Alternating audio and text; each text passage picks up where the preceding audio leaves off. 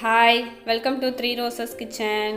இன்றைக்கி நம்ம என்ன செய்ய போகிறோம்னு பார்த்தீங்கன்னா ரொம்பவே சூப்பரான மசாலா உருளைக்கிழங்கு வறுவல் தாங்க செய்ய போகிறோம். எப்படி செய்கிறதுன்னு வாங்க வீடியோக்குள்ளே போய் பார்க்கலாம். வீடியோக்குள்ளே போகிறதுக்கு முன்னாடி ஃபஸ்ட்டு நம்ம சேனலில் பார்க்குறது இருந்தால் சேனலை சப்ஸ்கிரைப் பண்ணிக்கோங்க. மறக்காமல் லைக் பண்ணிட்டு உங்கள் ஃப்ரெண்ட்ஸ் அண்ட் ஃபேமிலி மெம்பர்ஸ்க்கு ஷேர் பண்ணிக்கோங்க.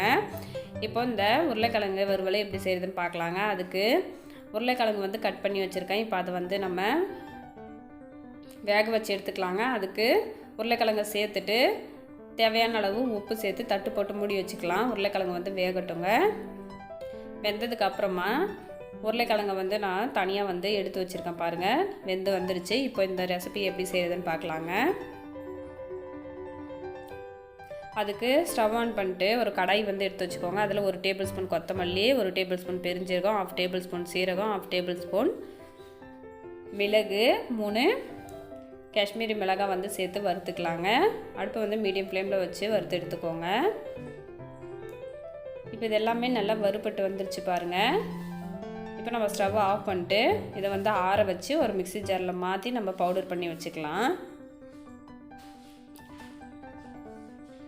இப்போ வறுவல் செய்கிறதுக்கு ஒரு கடாய் வந்து எடுத்து வச்சுக்கோங்க. கடாய் சூடானதும் 3 டேபிள் ஸ்பூன் எண்ணெய் வந்து ஊற்றிக்கலாங்க.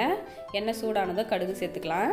கடுகு நல்லா பொரிஞ்சு வருது பாருங்கள். இப்போ வந்து சோம்பு வந்து சேர்த்துக்கலாங்க. சோம்பு சேர்த்துட்டு பொரிய விட்டதுக்கப்புறமா வெங்காயம் வந்து சேர்த்துக்கலாம். ஒரு பெரிய சைஸ் வெங்காயமாக பார்த்து சேர்த்துக்கோங்க. கூடவே 4-5 பல் பூண்டும் வந்து சேர்த்துக்கிறேன். சேர்த்துட்டு ஒரு கொத்து கருவேப்பிலையும் சேர்த்துக்கலாங்க. சேர்த்துட்டு இப்போ இது எல்லாத்தையும் வதக்கிக்கலாம். வெங்காயமெல்லாம் நல்லா வதங்கி வந்துருச்சு பாருங்கள். இப்போ வந்து மீடியம் சைஸு தக்காளி வந்து 1 கட் பண்ணி வச்சுருக்கேன். இப்போ அதை சேர்த்துக்கலாம். சேர்த்துட்டு தக்காளியை வதக்கிக்கலாங்க.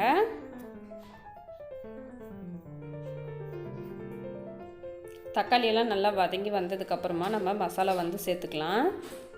1/4 டேபிள் ஸ்பூன் மஞ்சள்தூள் வந்து சேர்த்துக்கிறேன். 1 டேபிள் ஸ்பூன் காஷ்மீரி மிளகாத்தூள் வந்து சேர்த்துக்கலாம். இது சேர்க்கும்போது நம்மளோட வறுவல் வந்து நல்ல ஒரு கலர் கொடுக்குங்க. சேர்த்து இப்போ மசாலாவோட பச்சை வாசனை போகிற அளவுக்கு இதை நல்லா வதக்கி விட்டுடலாம். எண்ணெயிலேயே வதக்குனதுக்கு அப்புறமா நம்ம பாயில் பண்ணி வச்சுருக்கிற உருளைக்கிழங்கை வந்து சேர்த்துக்கலாங்க. சேர்த்துட்டு இப்போ நம்ம இதை வந்து நல்லா கலந்து விட்டுக்கலாம்.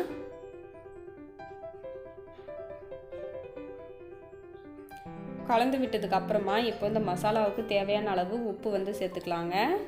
ஆல்ரெடி நம்ம உருளைக்கிழங்குக்கு வந்து உப்பு போட்டு வேக வச்சுருக்கோம். இந்த நம்ம சேர்த்துருக்கிற அந்த மசாலாவுக்கு வந்து தேவையான அளவு உப்பு மட்டும் போட்டுக்கலாம். போட்டு வறுத்து விட்டுக்கோங்க. இப்போ ஃபைனலாக நம்ம வறுத்து பவுடர் பண்ணி வச்சுருக்கிற இந்த மசாலாவை வந்து சேர்த்துக்கலாங்க.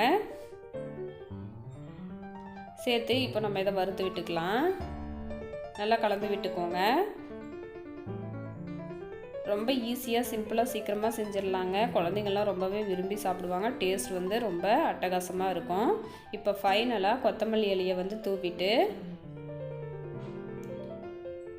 இப்போ ஒரு பெரட்டி விட்டுட்டு நம்ம ஸ்டவ்வை வந்து ஆஃப் பண்ணிடலாம். அவ்வளோதான், சூப்பரான நம்மளோட மசாலா உருளைக்கிழங்கு வறுவல் வந்து ரெடி ஆகிடுச்சு.